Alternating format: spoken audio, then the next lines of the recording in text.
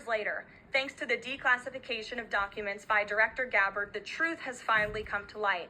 And this truth vindicates President Trump, his family, and his many allies and associates who were smeared with defamatory lies. President Trump was right from the beginning about all of this, and we are grateful that justice can be served.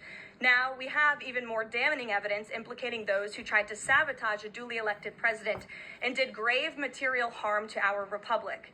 Thanks to additional important work done by CIA Director Ratcliffe, Committee Chairman Rick Crawford over the past few months, a newly declassified 2020 report prepared by the House Permanent Select Committee on Intelligence, which DNI Director Gabbard has declassified, found that the intel community did not have any direct information that Russian President Vladimir Putin wanted to help elect President Trump in 2016. And in fact, Russia was actively preparing for a Hillary Clinton victory.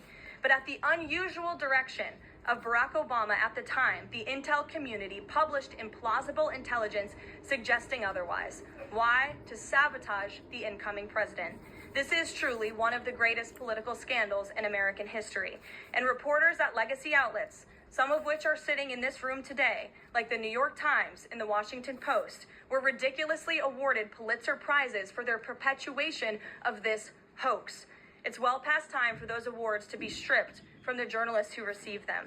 It is not journalism to propagate political disinformation in service of the Democrat Party and those in the intelligence community who hand over out of context and fake intelligence to push a false political narrative.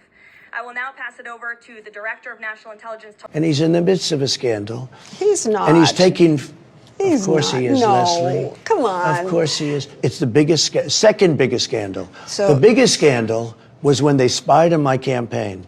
They spied on my campaign, there's Leslie. no real evidence of that. Of course there is. No. It's all over the place. Leslie, Sir, they spied on my campaign and they got caught. Can I say something?